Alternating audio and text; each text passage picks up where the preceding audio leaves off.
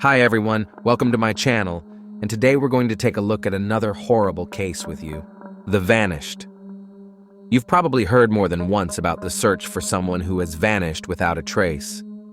We all, in one way or another, encounter this phenomenon in everyday life. Missing person notices are commonly seen on the streets, broadcasted on TV or radio, and posted on social media. Those missing can be of various age groups, genders, social statuses, and nationalities. Most often, it's the elderly who are being searched for. Unfortunately, senile dementia and other mental disorders in older people can lead to confusion. As a result, they wander off in unknown directions. Children are the most vulnerable population. In most cases, their disappearances are due to abductions. But what about young people? Those who, it seems, shouldn't just disappear. They are healthy and rational. Often, the reasons for their sudden disappearances are violent acts committed against them. Sometimes, to conceal a crime and avoid accountability, hiding a body becomes a simpler solution. There's a legal maxim that goes, "No body, no crime." However, this is with the slight caveat that the guilt of the accused or the defendant isn't confirmed by a totality of other evidence. Strange events. A complex story unfolded in the family of Graciela Garcia from Hermiston, Oregon, USA. The renowned 49-year-old beauty salon owner disappeared on November 8, 2019. That evening, she planned to have dinner with her 14-year-old son, Jacob, who was at his father's house. Imagine the teenager's surprise when, around 7 p.m., instead of his mother, his stepfather, Romero, appeared at the doorstep, delivering food. Typically, the man wasn't known for his care and attention. He didn't make efforts to connect with the boy, even though they lived in the same house. Nonetheless, Jacob didn't suspect anything wrong. The stepfather explained that Graciela had fallen asleep, so he came instead. After they said goodbye, the boy went to his room and checked his phone. There were 2 missed calls and a text from his mom. When he tried to call her back, he reached her voicemail. Jacob was very worried that his mother didn't respond. It was a bad sign because she was always reachable, especially since they had planned to meet. After a short while, the boy decided to tell his older brother and sisters about the situation. That evening, none of them could get through to her. Everyone thought that the mother had indeed gone to bed early and would get in touch the next day. However, the family was also concerned that her phone was unavailable to clients as it served as a link between them and Graciela. Later, the younger daughter Gabby often recalled a strange conversation with her mother. Initially happy about the meeting, the woman became sad and thoughtful. Then, she seriously informed that the children should know where she kept important documents and money, just in case. Graciela seemed to be worried about something.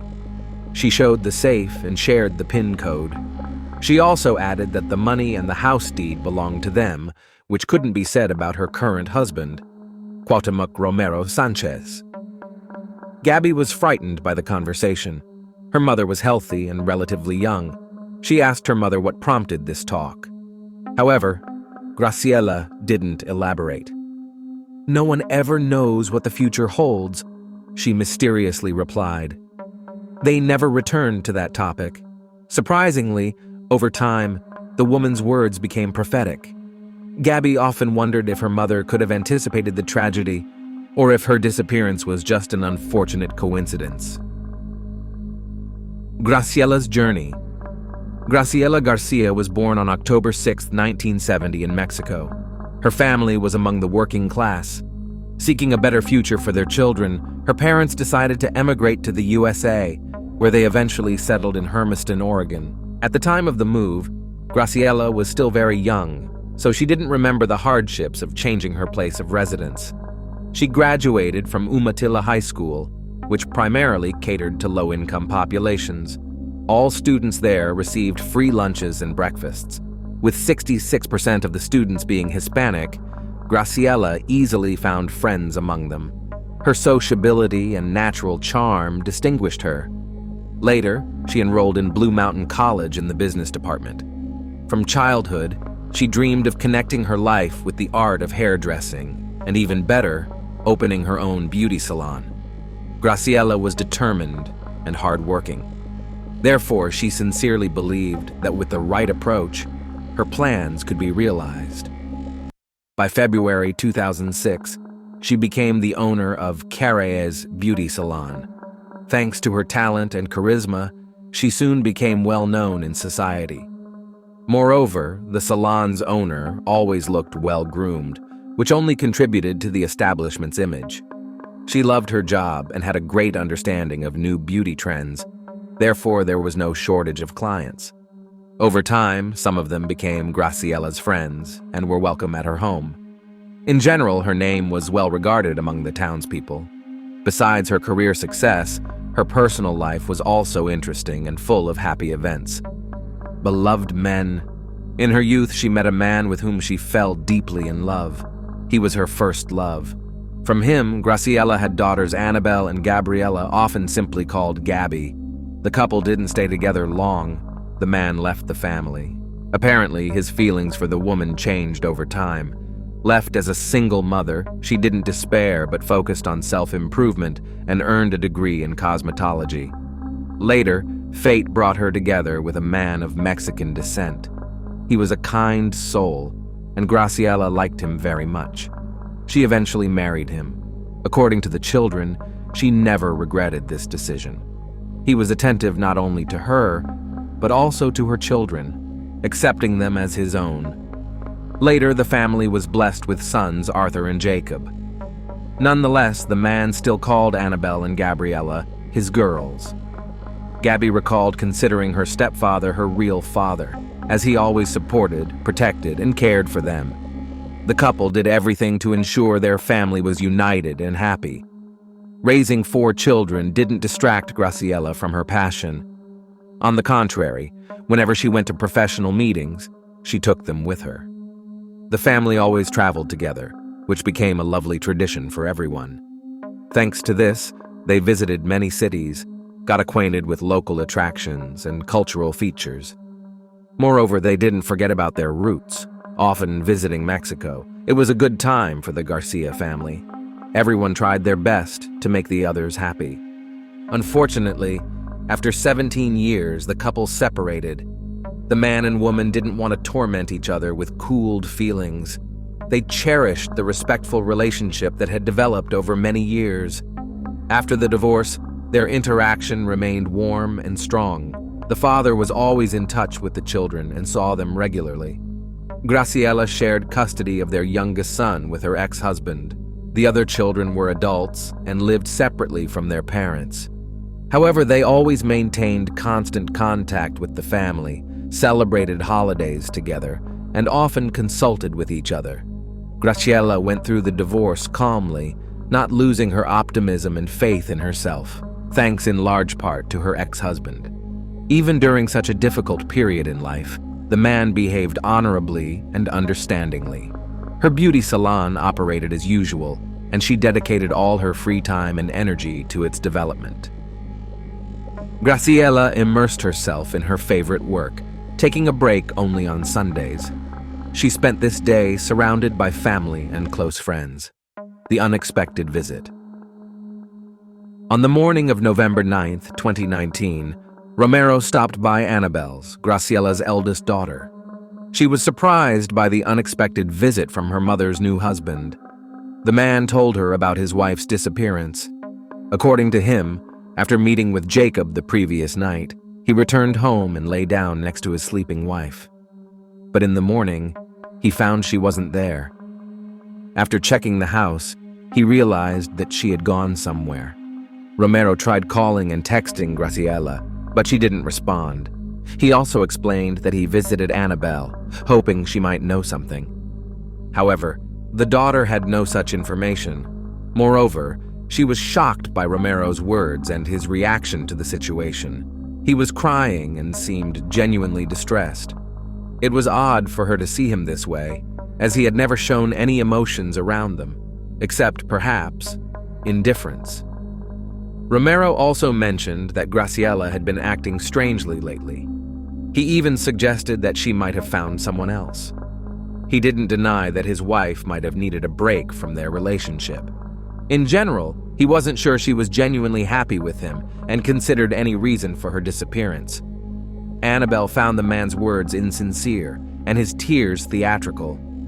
Moreover, she indeed started to worry about her mother as she found his behavior suspicious. Romero had always avoided communication with his wife's children, and suddenly, for some reason, he decided to turn to them. After Romero left, the girl decided to inform the rest of the family about what had happened. Where did the homeowner go? Graciella's children gathered around her house, determined to finally find out what was happening. Her car was parked on the driveway. If she had decided to leave Romero, she surely would have done so in her car. The second thing that caught their eye was the perfect order in their mother's house. Everything was so tidy that it looked overly perfect. Mrs. Garcia loved creative chaos. If she was going somewhere, her belongings and accessories would be scattered all over the room. She would spend a long time in front of the mirror, choosing an outfit for the new day. She loved her jewelry, yet at first glance, she left all her precious items at home. Graciela didn't even wear her favorite rings and necklaces, which she wore every day, not to mention other personal items. Everyone was concerned about what could make their mother step out in such a state. Their imagination painted terrifying pictures, one of which was fleeing. While going around the house, Gabby found something strange. A large blanket was lying in the washing machine. This could not but catch her attention, as their mother always taught them not to overload the appliances. The blanket was clearly heavy and someone else had washed it. Apparently, Romero himself. It was unlikely he would engage in household chores.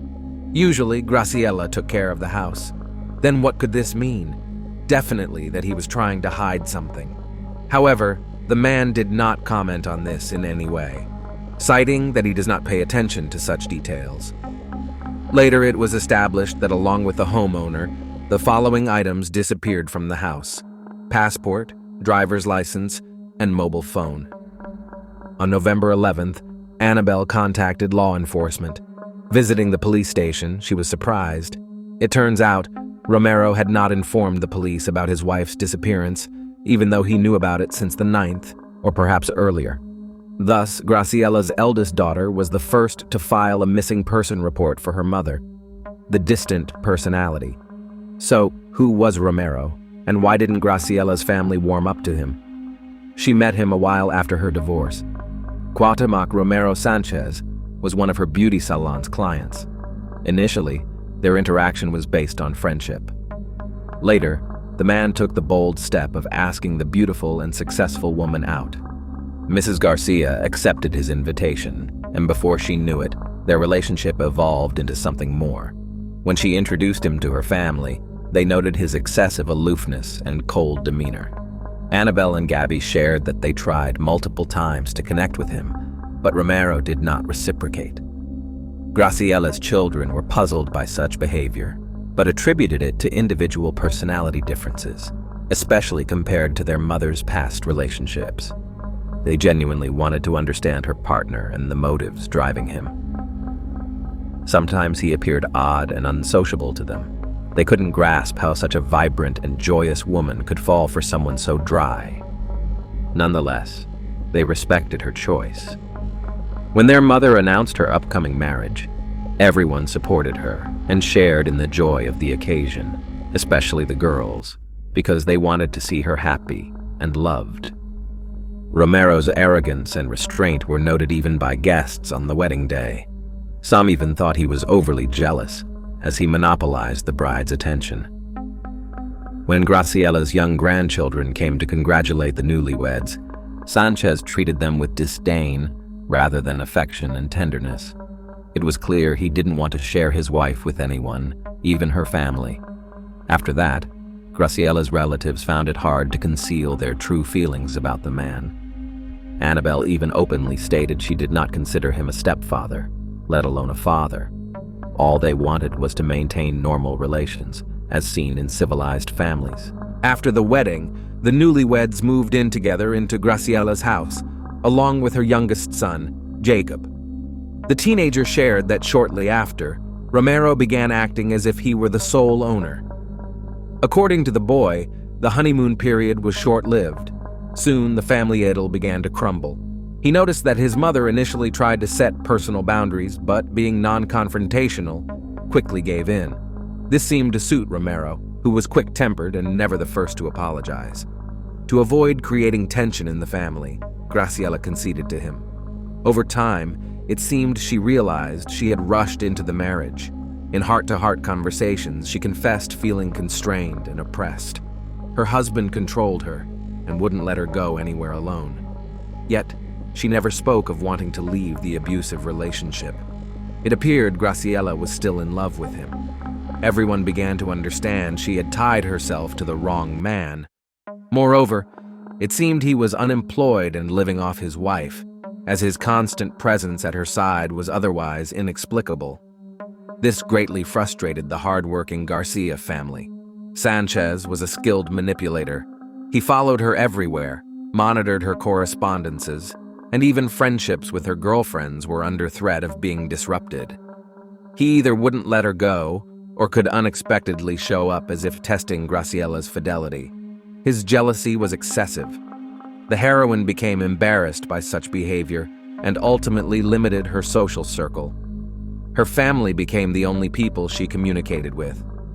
This inevitably affected her professional life, as the industry demanded constant contact with clients and attendance at various events. Friends and colleagues noticed that her former cheerfulness had vanished. The always radiant woman now looked sad and worn. It was clear she was unhappy. Her children noticed changes in her mood and appearance. They also observed that she had lost her previous independence. After discussing it among themselves, they once again agreed that they didn't like Romero. However, he was an adult woman's choice, and there was little they could change, especially since they were accustomed to respecting Graciela's decisions. Other relatives also expressed distrust towards the man. At the same time, none of them knew how to help her. The couple's relationship needed professional help, and Gabby once mentioned this to her mother, to which she responded that she would manage her personal life on her own. The noose tightens. In 2018, Graciela announced her decision to relocate her beauty salon to her home, explaining it was more convenient for her. Her family was skeptical about this idea, since they had never heard her mention such a plan in the 12 years since the salon's opening. Later, some clients mentioned that Romero often hung around the salon, creating a bit of tension, as if the warm and cozy atmosphere had been lost. Some thought Graciela made this move to solve a problem, but others doubted the idea originated from her, suspecting her jealous husband insisted on the move. Nonetheless, the salon owner continued to express her enthusiasm for the long-awaited changes, noting the home-based work allowed her to be close to Jacob and Romero. By the end of the year, she and her husband were remodeling a room for the salon, but the setup unexpectedly dragged on, completing only in May 2019. Despite the closure, her reputation remained intact, and a rumor of the studio's reopening attracted a queue of clients for months ahead, including new visitors. She was thrilled with her professional success, but became increasingly reticent about her personal life. Another incident raised concerns for her safety. Graciela asked Gabby if she could pick her up. When Gabby said it would take some time as she was far away, her mother insisted, an unusual plea for help that surprised Gabby. Graciela claimed everything was fine, attributing her request to a quarrel with her husband. After meeting, they spent time together, and Graciela appeared to relax, smiling and asking her daughter not to worry, suggesting, "Lovers' quarrels are but lovers' renewals." They parted ways, but Gabby remained uneasy, increasingly worried for her mother. Investigation. After Annabelle contacted the police, the relationship between Graciela's family and her husband deteriorated completely. He seemed angered by their decision to inform law enforcement. Romero presented an official version of his wife's disappearance, claiming she decided to take some time alone or had gone to another man and would soon show up. This was his response to anyone trying to clarify the situation. However, The police report did not go unnoticed. Officers launched an investigation, not ruling out that the missing woman could have been a victim of a crime. They first searched Graciela's home, where relatives confirmed only a few personal items were missing, with nothing else raising suspicion. The investigation included interviews with her children, husband, and others close to the family, including her ex-husband, but nothing substantial was learned. All unanimously expressed doubt about Romero's behavior, though he cooperated with detectives, consenting to a home search, participating in interrogations, providing his DNA, and undergoing a polygraph. With no grounds for his arrest, the investigation continued. Analysis of Graciela's phone records pinpointed the last signal near a bridge in Washington on November 9th at 12:30 p.m., after which the phone was turned off. Her bank accounts remained untouched, as did her social media. Hundreds of witnesses were questioned, and all places Graciela frequented were checked, to no avail. She seemed to have vanished without a trace, a disappearance the investigators deemed suspicious. About 4 months into the investigation, Hermiston police made a public statement, revealing no confirmed information about her last sighting. Despite Romero's failure to report her missing, there was no specific accusation against him. This stance by the authorities frustrated Graciela's relatives. Their communication with law enforcement dwindled. Previously updated weekly, contacts eventually ceased. The missing woman's children had to call the station themselves for case updates. Public engagement. As of March 2020, there were no advancements in the search for Graciela. The situation was further complicated by the onset of the COVID-19 pandemic. Consequently, her family turned to the media, hoping to draw public attention to their ordeal and solicit assistance in gathering any information. They believed that even minor details could be significant. Gabby mainly communicated with the press, expressing her family's frustration over being in the dark for months and criticizing the police for it. She implored the investigators to devote more attention to finding her mother. The Garcia family suspected foul play in Graciela's disappearance, citing several indicators, particularly the condition of her belongings and the strange situation at home. It was unclear who would take such a drastic step against her, as she had no visible enemies. It was evident she couldn't have left on her own. She would have contacted her family to reassure them. Their lack of communication indicated something terrible had happened. In addition to media coverage, posters and flyers describing the missing 49-year-old Latina woman, approximately 1.6 meters tall and weighing around 62 kilograms, with dyed blonde hair, were distributed throughout the city. Suspect nearby? Graciela's children also requested a change in the detective team handling the case, suspecting bias and collusion with Romero. Somehow, these individuals were acquainted with each other. The family voiced concerns over numerous inconsistencies in the case.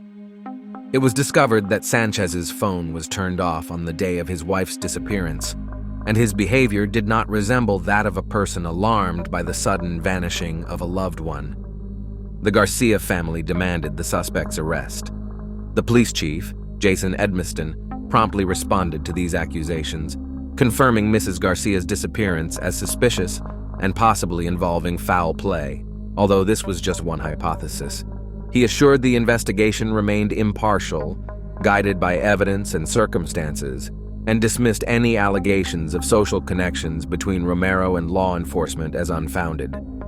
Edmiston also mentioned the spread of misinformation hindering the investigation and described the case as ongoing and developing, with certain information necessarily kept confidential.